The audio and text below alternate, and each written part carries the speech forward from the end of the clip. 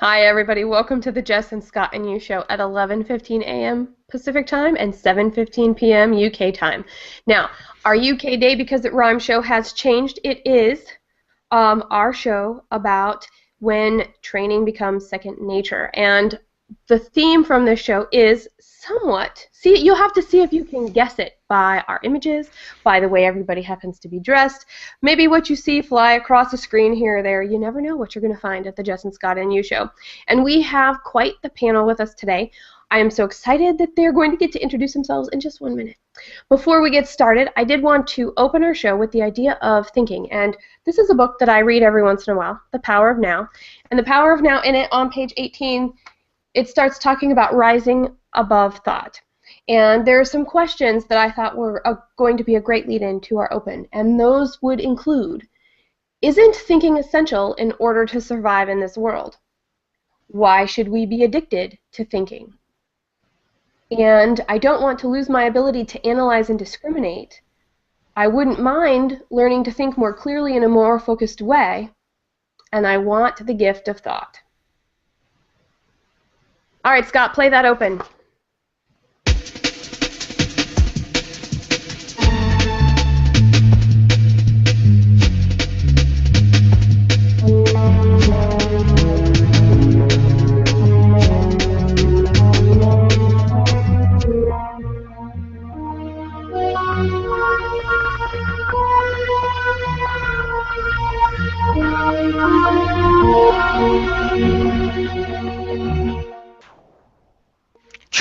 Take it away, Jess.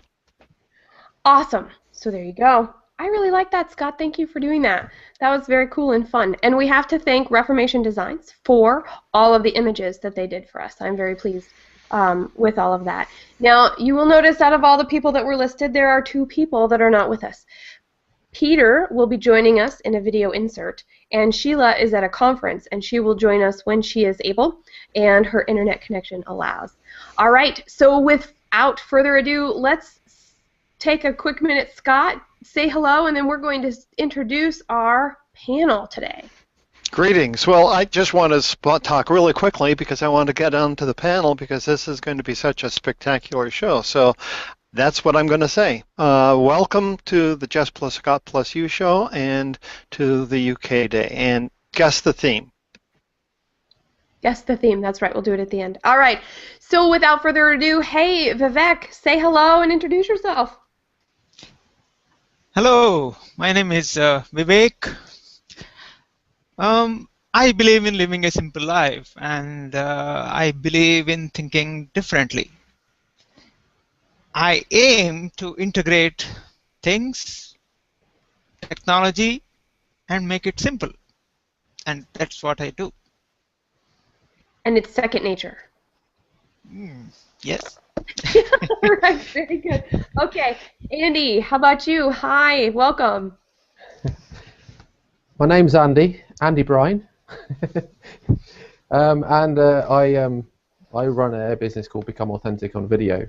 And I'm passionate about helping people find their voice online and deliver an effective message to camera. But I'm really interested in the idea of thought and how thought affects our results, affects everything that we do in life. And I love the power of now as well. So I'm really interested in having this discussion with you today. So thanks for inviting me. Awesome. Thanks, Andy. Ammon is in the house. Good evening, Miss Jewel. Oh, yeah, talk to me in that voice a little more. Well, I have been expecting you, and I see you brought Mr. Scowcroft with you. Oh, yes. And tell us a little bit about yourself now. My name is Ammon Johns. I'm a search engine optimization and marketing specialist from the UK. I'm highly trained and very deadly. And that's what you do by day. We're not going to ask you what you do by night. And look who else has joined us. Sheila. In the film room. Sheila. So, welcome. And I see that you've unmuted your mic. So, Sheila, could you introduce yourself, please? Hi, everybody. Wonderful to see you. Thank you, Scott. Thank you, Jessica, for inviting me. I've been tearing around a hotel for the last 20 minutes trying to find a signal, but I found one, so apologies for being a little late, my dears. Now, my business is to make a nice, safe space for people to talk about their medical problems to do with their knees. And I have a website with a bulletin board and a directory of knee surgeons. And I've been at a knee conference today, which is why I'm in this hotel. It's perfect. Your outfit even goes with our theme as well. Yeah. Yeah. I'm glad you were able to find a signal and join us. We knew that it might be a little tricky for you. Thank you. Yeah. All right. Well, that's our panel, and we are so excited to have everybody with us today. I just don't even know where to get started. Oh, wait. Yeah, you know, I always do. Very purposefully, in fact. And so when we think about purpose and we're thinking about all this other stuff, Scott's got to take us out to the stratosphere to get us started. Oh, okay. Oh, my gosh.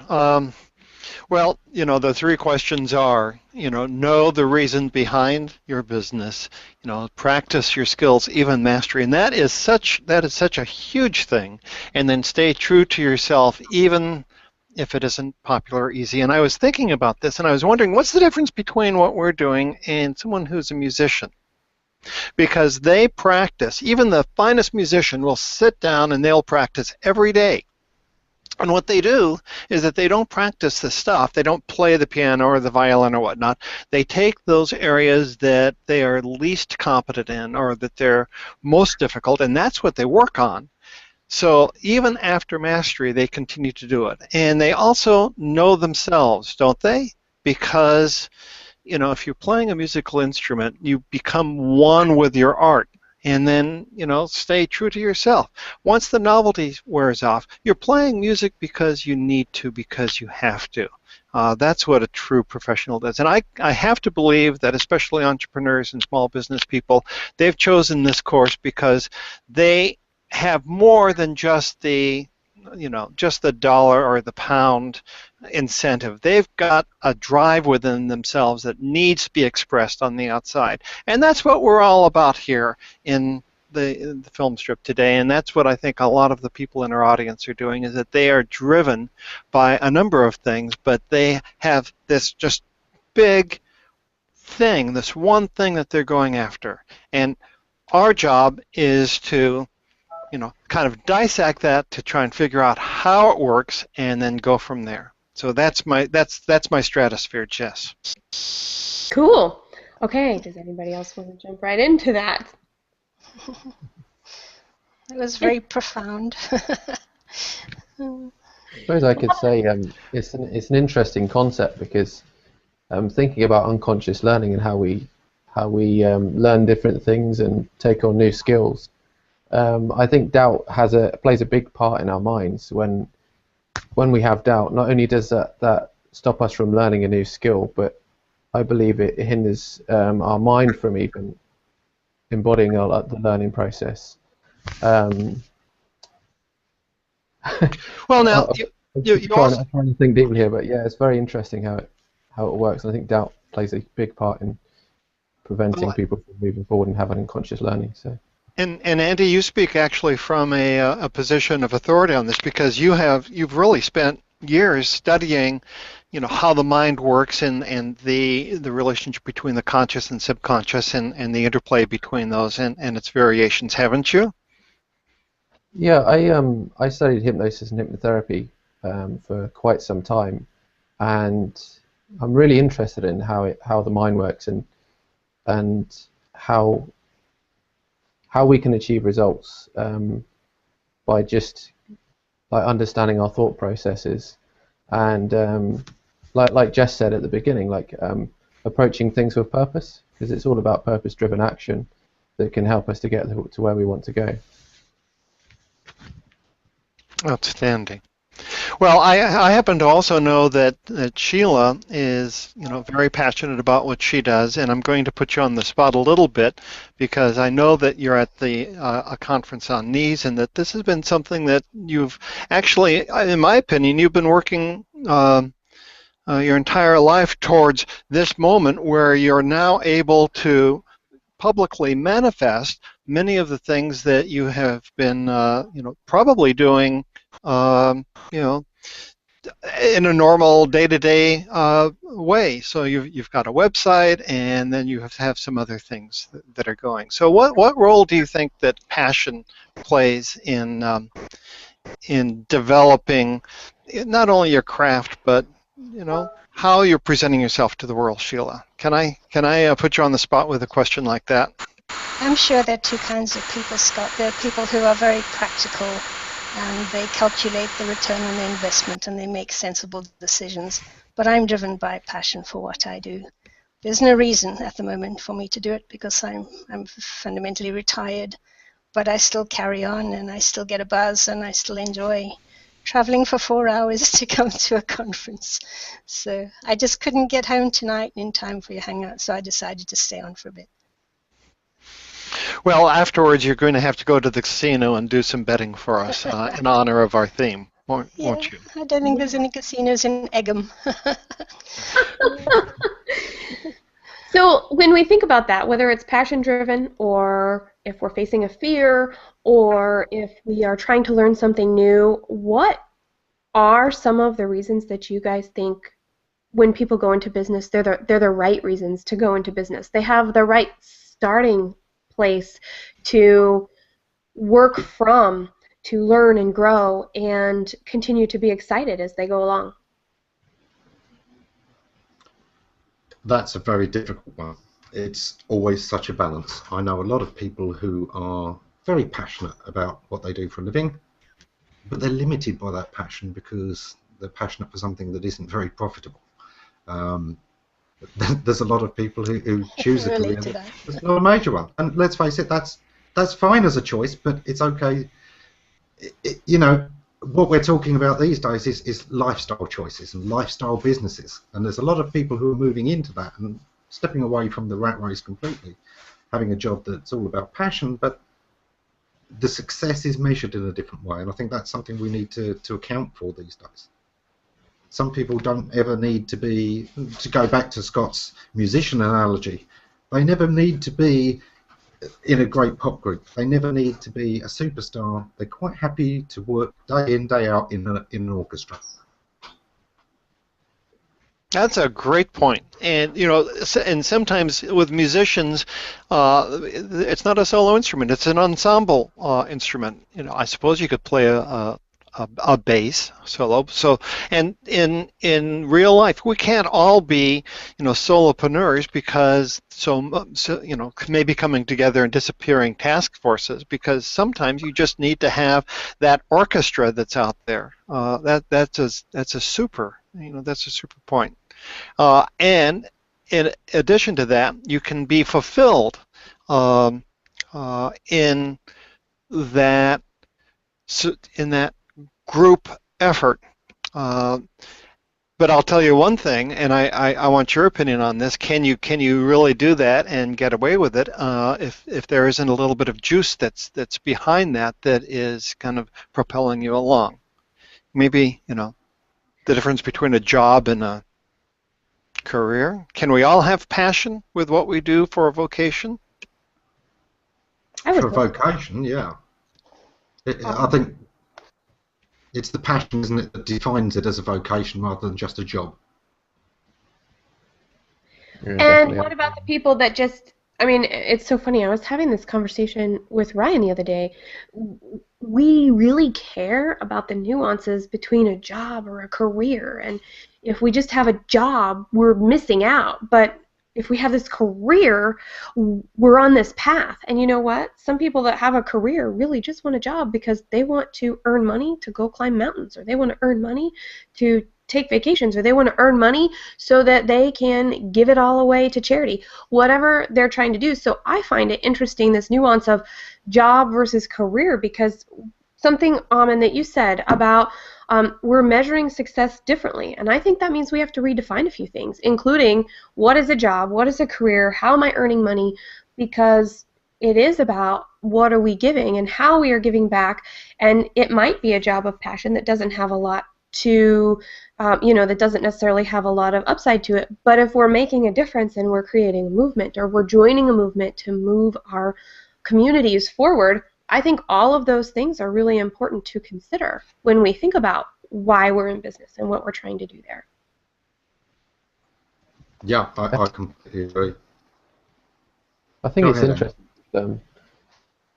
For me, I've found that when running a business, doing my own thing, it's my task everything I do becomes part of my life. So my business becomes part of my life.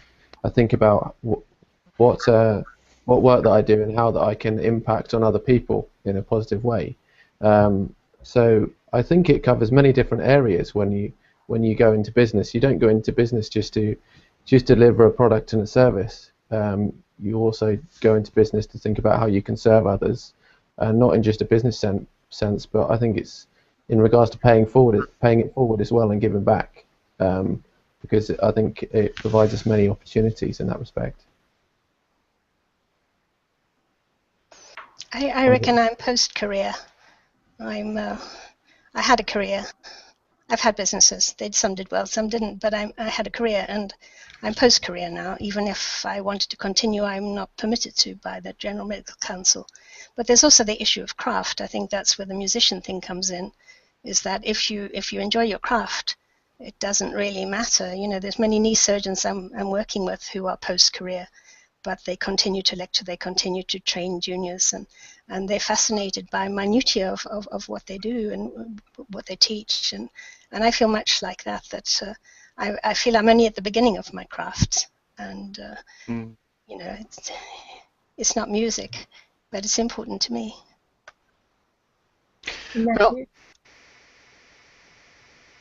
And that's really, really huge. Go ahead, Scott. Oh, I've had this thought quite a few times in the last few moments, and that is that at some point, if you rely on your job or the company that you're working for, something like that, for too much of this whatever that we're talking about, as opposed to having it come into your inside, you just might find out that that your career is, or that entity is, that cheating mistress. It is. I mean, at what point do is it unfair to expect an employer to feed your soul and to make your meaning of life and all of those sorts of things? So if you're working for yourself, then you get the privilege of being able to stay true to yourself. But how can you expect a business to stay true to you as well? I don't think you do you? Not nowadays. You choose a business that is doing something that you feel good to be a part of, and if that ceases, you find something else you feel good to be a part of. I'm one of these people. I'm very much driven by pride and satisfaction in my work. I don't care if I was a shoe shiner. I would aim to be the best shoe shiner in the world. I give 100%. It's not important to me to be a boss, a managing director. What's important to me is that I can feel that I am contributing to society as a whole, and that I am taking pride and getting a rewarded feeling from doing my job.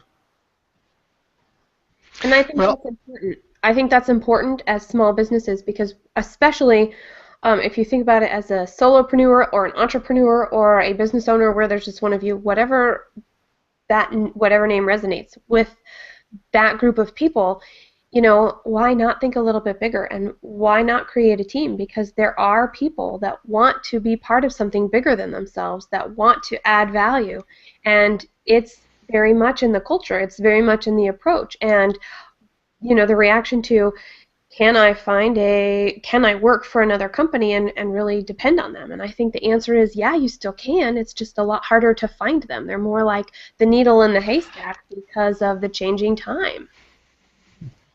I'm always looking for that 21st century angle, and I think you've just lit upon it, Jess. Maybe the 20th century company as we know it is not to be trusted anymore. You can't be there for 40 years and retire like our grandparents and maybe our parents did. But what about a 21st century? Maybe there are 21st century companies, because let's face it, you can't build a car, with a bunch of solopreneurs. You have to have that great big workforce. But that doesn't mean that it can't be an enlightened company or one that is in harmony with the sorts of things that we're talking about, right, today. Actually, I think the solopreneurs are helping define that. One thing I was noticing in a conversation the other week is that it used to be that somebody like Google had to worry about Microsoft taking their employees. It used to be if you had a company, you worried about your competitors stealing your employees. Today, your employees are probably going to go off and work for themselves. That's a huge change. Yeah, definitely. And that's where the 7 careers. I think it's true that people have been bantering around that young kids today now can expect to have 7 careers in their lifetime, and that would be the average. So some would have 15, maybe a few would have 1 or 2, and that's how it can happen.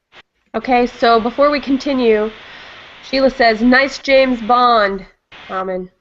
Oh yeah. And then Michael wants to know, do the guests have pens that shoot darts or a watch that will cut a wire cable? Well, my necklace has some secret things in there, but I'm not going to bring them out right now. So you better watch out. Pearls, I tell ya. I think that was so fun. Anyway, so yes, people now know our theme, which is quite fun, and I'm very impressed. Okay, and do some more Sean Connery for us. You like that? Yeah. Well, you guys could all just sit and talk, and I would listen to you. It's really hard for me to get engaged because every time you guys talk, any one of you, I get mesmerized.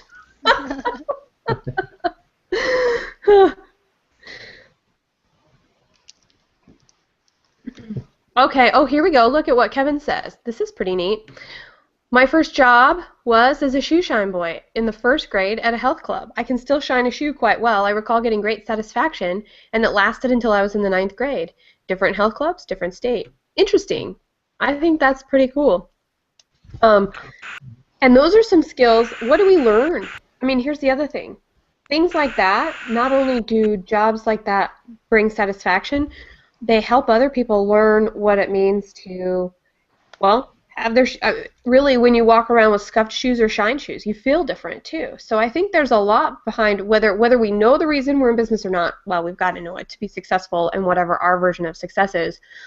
But part of practicing the skills is really practicing the other stuff that goes with it. So every time you appear in public, whether it's in a picture or it's on a video or it's speaking or it's just going to the grocery store or putting fuel in the car, people see you and they look at you, and that is something that starts to precede you. That's what your image is. It's all of those different snapshots that people have of you everywhere that they see you.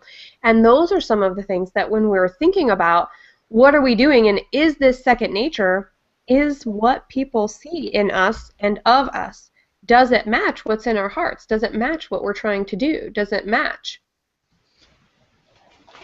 Go, Scott. Can I ask you a question? Yeah. Go, Vivek. It's about this, actually. I have put this comment on the comment stream. This is what Seth Godin says. This is regard job and career and so on and so forth. He says jobs are part of the industrial age where you were expected to do something diligently and earn a living, but at least that's what he says. That era is now over. So he says that everyone has to be an artist and make money making art and making people happy to buy the art. So should we be talking about jobs versus careers, or that's my question? Well, you know what that brings up for me? There's a book I'm reading about where money came from. And there used to be this idea prior to money that when if I had something that you needed, I gave it to you no matter what, and there was no expectation of getting back from you because I didn't need anything at that time. But at which point in time I need something, Vivek, you might not have something to give me, but you may have given to somebody else that was in need, and somebody else will be there to give me what I need and help us along. And I think that's a little bit of what you're describing, is a change away from the typical idea of what money is based off of and how we value that idea of currency compared to what we can do to really be connected and support each other as individuals and as a society and as a global world. And it might be that we could even use Google Plus, and this just proves, if anyone had any doubt that I've drunk the Kool-Aid, that we've kind of got a community here in which it is free from scarcity, because the bandwidth, well, there's bandwidth, but there's free interconnection. There are a lot of apps that are free. None of us really have to spend a lot of money in order to be connected on Google Plus. And the value of what is happening, or the currency, is what it would be called. Well, it's the great content. The art that Seth was talking about was metaphorical for services, for non-tangibles, for things that are created out of the mind rather than with our hands. So the society that you're describing, Jess, is already here in microcosm with what we're doing today. So tell me this, though. That's on Google Plus. What if I need a plumber? And I don't know. I mean, honestly and truly, there are plumbers on Google Plus, I'm sure, but I'm not connected to them, and I'm still going to have some other thing. So not every job actually is an art in that sense that it comes from the mind. There are things that need to be done that actually are in service of other people, whether that's a mechanic but someone who has used an amazing plumber and who knows you might just respond to your query saying, here's a plumber, you can use him or her. Sure. And I'm not in disagreement with that, but I'm also of the mind that there are only so many people that can use their mind creatively to help others. In the end, there has to be some sort of deliverable as well. Otherwise, there is no. So I'm feeling like I don't want to discard the fact that deliverable itself there's something to that, and it might be a service, it might be a creation of a plan, and then that plan is enacted. So it could be an intangible service, whether it's a website, or it could be proofreading, it could be, but it could also be somebody that has a complete and utter love for cleaning, and they have a house cleaning business, and that they're not online doing things, they're actually out in the world doing things for people. So the relationship that we have with each other, and Andy, if you could kind of chime in on this as well. It's the mindset, and it could be that what we're experiencing here is forging the way. It's showing the way of you can have a different way of organizing the mind and relationships that has been a little bit different than before. And if it works this way, how can it work in other areas of society and the economy? Andy? Yeah, it's very interesting. I was thinking about some of your previous questions in terms of doing the work we love, and thinking about how much do we need to do in each job or each work that we do in order to live the life we want to live. I mean, you don't need to have a massive business, and I do believe through the interconnection that we have, we can all help each other grow and develop anyway. And I believe it's more about learning to give people their personal power and unlock within them what they already know, because we've already got something that we're good at that we can translate and share with other people, and it's through those other people that we work with that they can help us share our skills, share our services, so that we can then in some respects, like, have our own business, do our own thing. So that's my thoughts on that. Hopefully that answered some questions there. I'm afraid I kind of disagree with everything since Vivek spoke, in that I don't believe we're at the end of the industrial age at all. I think that everything we've got is because of the industrial age. It's because it's our job now to be consumers, because we've got machines doing so much of the work. But if we say the largest companies are, you know, things of the past, well, Google's one of the large companies. It's got tens of thousands of employees all over the world. How about Microsoft? Apple? You're not going to get very far on Google Plus without any of those companies, are you? There would be no Google Plus, no computer. What about the telecoms companies? It costs a fortune to lay thousands of miles of fibre optic cable and to launch satellites. This isn't something for a small company to do, and it's definitely not something that a few solopreneurs are going to be able to barter with each other for. So I'm afraid I don't believe the industrial age is over. I think this is all part of the evolution of the industrial age. It's as it's shaking out, it's changing us.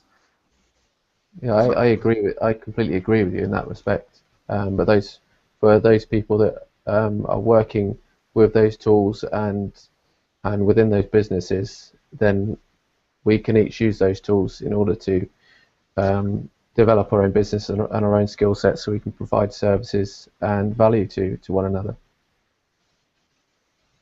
But Microsoft isn't where it used to be a couple of years ago. Neither is, I mean, I have seen quite a few telecoms companies which were huge, but a couple of them are no longer in business. So, but they tended to get bought out by even larger companies. And I would have to say, let's just talking about telecom, the fact that I have to have 2 internet connections at my house because I have a local small telecom company that only provides service to my house is actually a detriment to me being able to do this with you guys. So I have to have a second one that sits on top and uses cell towers to be able to do something like this. So I think that there is a lot of value in big companies. I think there's a lot of value in how that brings what we're doing together. I also think that those big companies are so focused on us as the customer, not us as their employee, that when we demand lower prices and when we demand this and we demand that and something has to give, they're going to give in to the customer because that's where their money comes from to pay their employees, and that makes their employees unhappy. So we actually, this is a Jessica, stay true to self, even when it's not popular. We've got to start thinking with our money, and I will pay more to a company that is taking care of its employees and encouraging personal growth or satisfaction and asking people to bring their best to that job and have value and add value because they're excited to come to work every day and join providing service to me and everybody else that company is working with, than a company who is just giving me the best price. And there's always going to be a place for the best price. But I have to tell you, I'm kind of disappointed in everybody as a whole that we're always competing for price. We don't need to compete on price. We are all amazingly awesome in what we do and how we do it, and we deserve a livable, fair wage no matter what we are. As a solopreneur, as somebody who lays pipe or mows grass or goes out and is a speaker. We all have something that we're giving to the world in our own way, and if we stand up for that, what we choose to buy, if we buy all of our clothes at the cheapest place there is to buy clothes, well, that's going to make everybody else make cheaper clothes so they can come down in price, but they're still going to be their name brand. So I think that there's something that we can do as individuals that actually starts with us, that is true to us. What's true to us? We want to see people happy in their jobs because we want good service, because we want our companies to take good care of our environment, because we want our companies to take care of those people so that they can go home and take care of their families and enjoy whatever their family lifestyle is outside of work and feel fulfilled instead of worried at the end of the day. That's where I feel where we've got to be true to self, and it does start with our choices. I love that you brought up the family thing, because of course leisure time is an invention of the industrial age. Before that, let me tell you, as a keen student of history, you finished working in the fields of a day, you went home and you did weaving. and you did craft work, and you maintained the home. Leisure time is a product of the industrial age, the fact that we can collectively do so much more together, more efficiently, that all the jobs get done and leave us a few hours to ourselves. That is a brilliant observation, and something that I don't think that we always we talk about returning to the way things used to be with the village square, and now we've got the global village. That's kind of romanticizing it, because you're entirely correct. Two things: people would come home and they'd continue to work, and the second thing is they'd drink beer all day because they couldn't trust the water system. And so they, and really that kind of dampened the entrepreneurial spirit, simply because you're always a little bit, tipsy. So I think we're all right. It's that there was the Industrial Revolution, and this is the maturation of it. I'd like to say post-Industrial Revolution, but if you want to say the more adult, mature manifestation of what is the best of the Industrial Revolution, I could go with that. We are going. Ammon is going to leave us a little bit before the end of the show because he has his own show to do in just a little while. So I would like to take a minute to let you have the floor, say your piece, and you'll probably set the stage for the rest of our conversation so we can talk about you when you're gone. Oh, I always love to be talked about, as you know. I must admit, we've had a fascinating discussion today. I do think that the solopreneur is a huge movement. It's going to be more and more important, but it's in tandem with the big companies and with industrialization and with robots doing a lot of work. And those things all come from big companies as well. And your medical insurance, I don't want two craftsmen doing a pool with me who can all go bust if any of us could fall ill. It needs a big company where that's lots of people's money, and nobody's going to miss it. And the surgeon isn't going to barter with me. And I'm probably going to be in no position to barter with him if I'm very ill. So, I think while we romanticize a lot of things, and we can see a lot of things that lead us towards what Scott and I have talked about, the new renaissance, and this is certainly a thing, as we're looking at this broadening of skills, the fact that once upon a time you would leave a job and work, you'd leave school and you'd work in one job probably for most of your life. Or you might move up the career ladder, but you were probably in that company for life. And now that's completely different. Your job will change. Your job may not even be there in 10 years' time as technology moves forwards and changes that job description beyond recognition.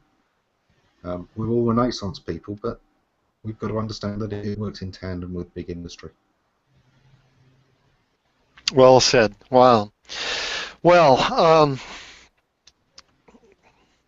I think one of the things that thank you. That was profound, and you brought in some wonderful new wrinkles that we'll get to.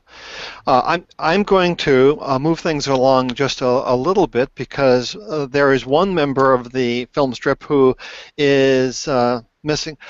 You've got to go, so we won't keep you any longer. Just know that you'll always be welcome back whenever you like. Come on. Peter Lunn sat down with Jess and me a few weeks ago, maybe last week, for an interesting conversation, and later I'll edit and post the entire session that we had. But there were some interesting things that he had, and I think our next thing shall be inviting him into, if not the film strip, at least onto our hangout. So here we go. Let's see if this goes. How do we take the idea of those core elements of what James Bond is, and how do we bring that home into our business for confidence value, for connection value, and for the right amount? I'm going to stop that, because Jess is, Jess is the person who's leading this conversation, and we needed her to blue box that. So I started that without the blue box. I'm going to reset our interview with Peter. So this will take about 20 seconds. I apologize. My mic is not actually muting, and I had to go cough. So you'll see me walk away one more time as we go. I love this. The power of technology. Mute is useful. So we're almost ready. So if you could go ahead and, oh, Jess? Scott, don't worry, you're there. Okay, we're blue boxed. Okay. How do we take the idea of those core elements of what James Bond is, and how do we bring that home into our business for confidence value, for connection value, and for the right amount of reaction to who we are, the actual genuine us? If you look at the James Bond character, he would be briefed by Mr. Moneypenny and M and that in terms of his mission. He'd be given all the tools that he needed in his car, his special pen or watch or whatever it was.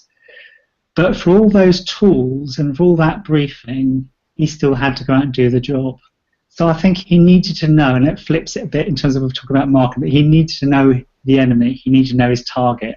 So he needed to know all about them. That was the briefing part. So he needed to know how to reach that person, how to engage with them. I think sometimes that James Bond would perhaps take a step back and observe. You see this sort of, I imagine this room was like a casino table, and he's sort of tracking this target who doesn't know about him yet, but he knows about him, and he's watching and he's listening. Now I think sometimes we need to take a step back in our business. But this morning I was actually watching somebody doing some painting. It's this large, big canvas about 4 meters square, and they were close up to the canvas and they were painting the detail. And then they put their paintbrush down and they walked back about 10 meters and looked at the canvas. And it struck me that sometimes I think in business and in terms of our marketing is we need perspective, and that's what the artist was doing. He was looking, he was getting perspective. And I think James Bond was good at taking a step back and looking at the bigger picture and actually thinking, right, and planning his strategy of how to reach that target. Wow. That was inspirational, Peter. Thank you. Wow, thank you. Brilliant. Just came.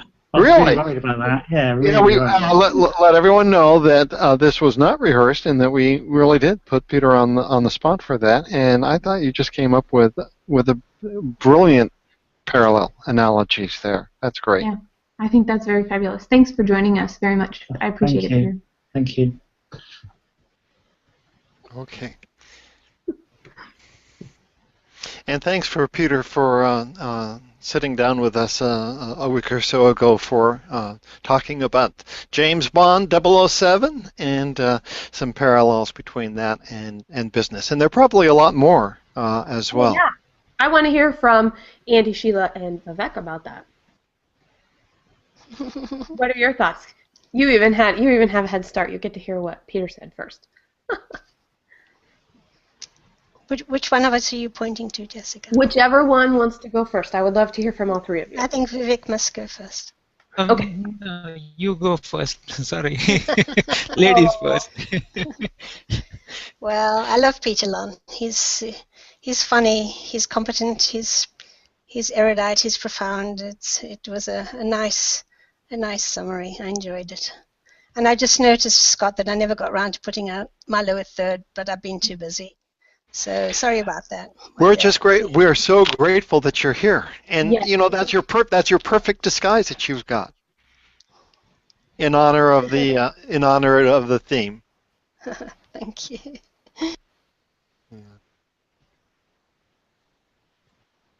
Now, So- Vivek, it's your turn. So the James Bond phenomena it's a franchise that has survived a long time because it's entertaining, it's fun, and a lot of what we have to do is educate, inspire, and entertain, and we need to do that in our own businesses, don't we? We could have something that is for sale, but man, if we want to differentiate ourselves, those are 3 elements that we can have.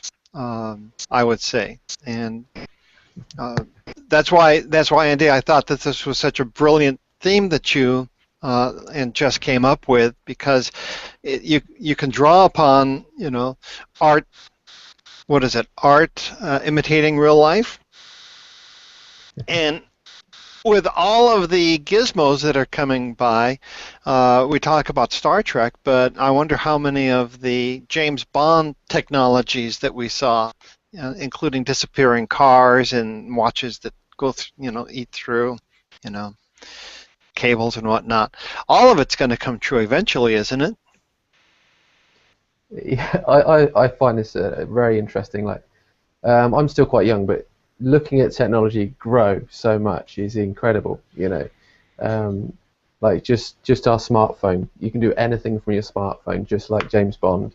If only I could drive my car with my smartphone just today, that'd be awesome. But looking at how James Bond is like business, I thought I'd bring a slightly different look on it in terms of fear.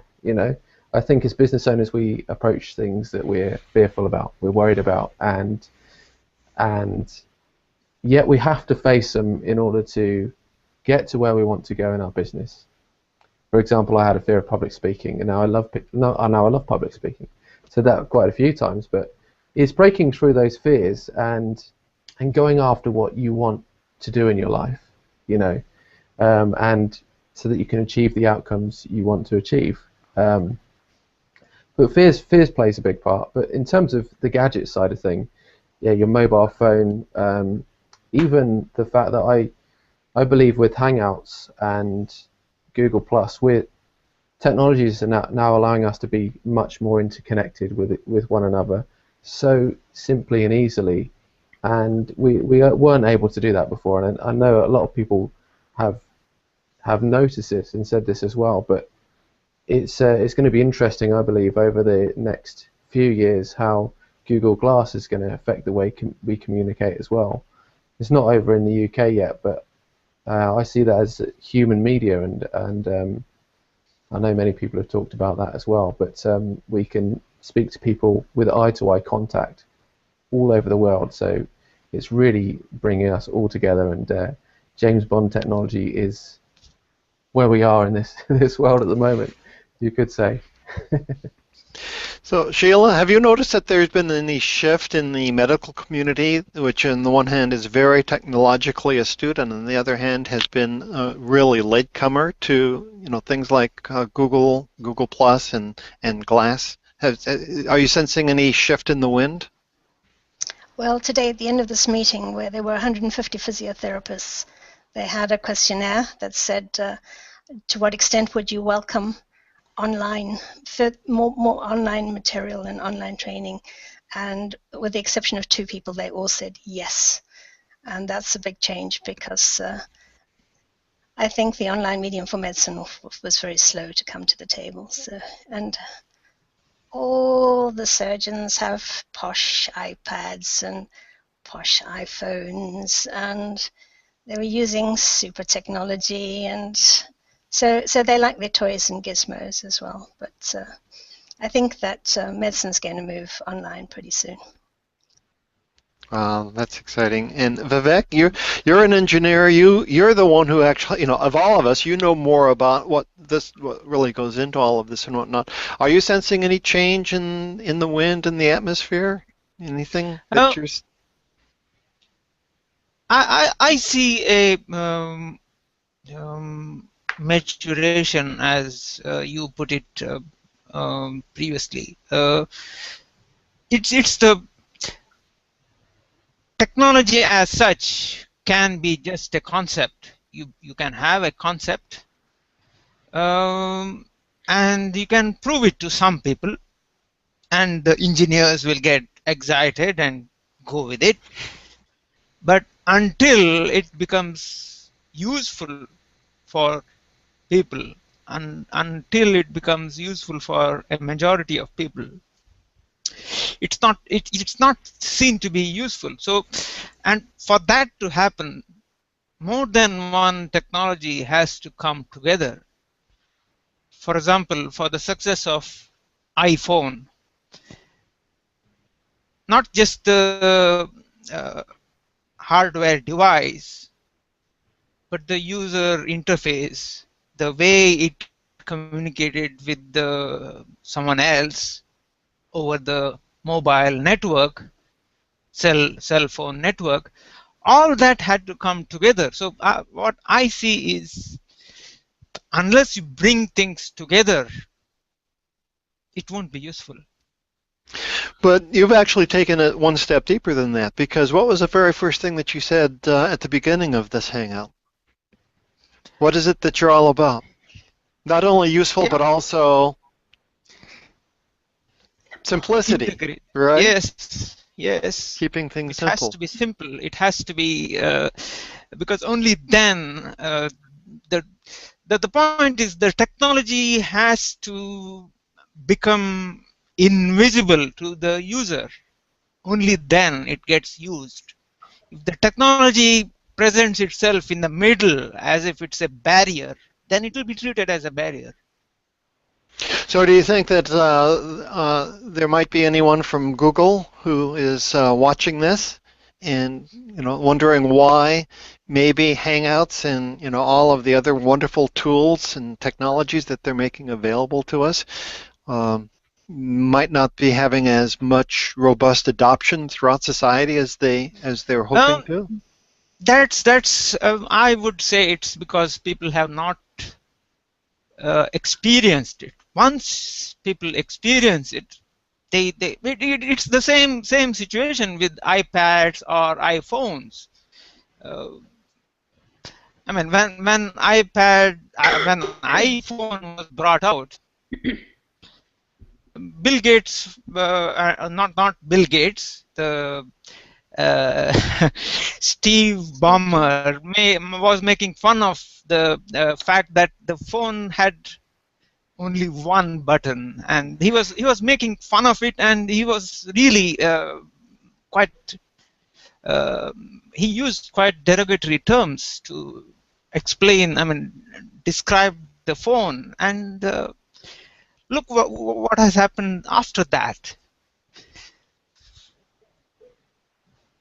He kind of in my view, why Microsoft is where it is today is because it relied far too much on keeping things complex.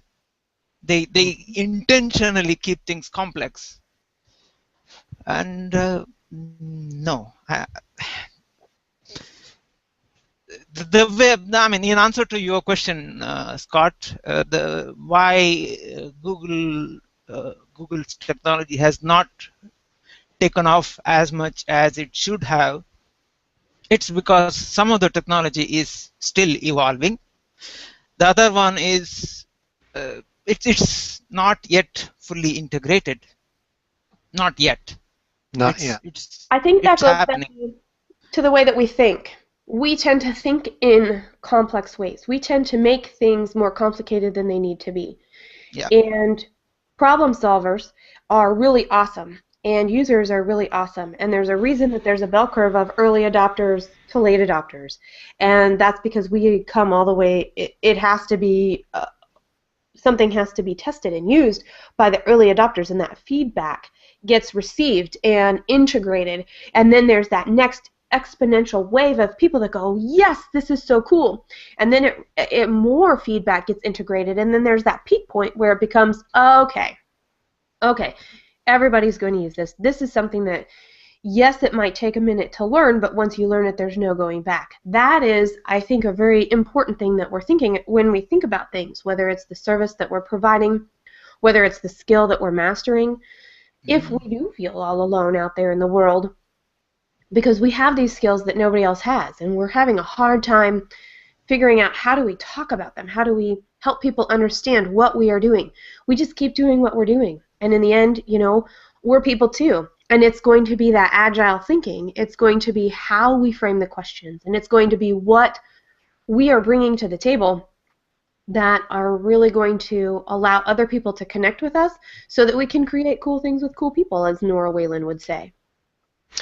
And that brings us, full circle. The theme of our show is when training becomes second nature. So maybe the middle ground is things are changing so fast and they're expanding so much that we have to meet that halfway, the middle ground, and we'll train ourselves a little bit more than what we'd like to, and then the technology or those in charge of the technologies will make it simple, a little simpler than what it would be otherwise, and at some point the two lines will cross and bingo, there's the adoption. Thoughts, panel? I think I'd like to go back to Simon Sinek. Simon Sinek talks about people buy the reason why you but people buy what you do, the reason why you do what you do, and I believe that relates You're back to talking about technology. this? Start with the why. Yeah, start with the why. It's all about the internal belief and the reason why we're doing something, the reason why we're on Google Plus, the reason why we're using Hangouts, whether it's for a business purpose or whether it's for personal use. Why, with each and every person, is it going to be a benefit to them? And I don't believe at the moment we're portraying that, or a lot of people are being able to portray that, and the simplicity aspect is already there. So I believe it's finding out why do people need to be on this technology? Why would it be a benefit to them? And how can they use it to enhance their lives in different ways? And I think, like, going back to the simplicity aspect as well, we can keep it simple. People don't need to worry about some of their fears, because I do believe the fear plays a big part. People go onto Google Plus and they see that it's difficult, it's hard to use, and it's very much like all these different technologies.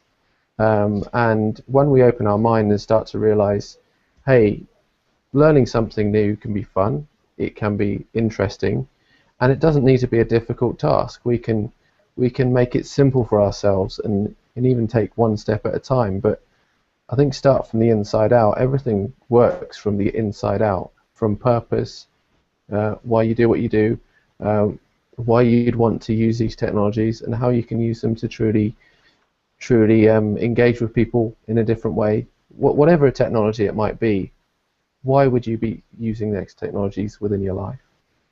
You know. Great. How about you, Sheila?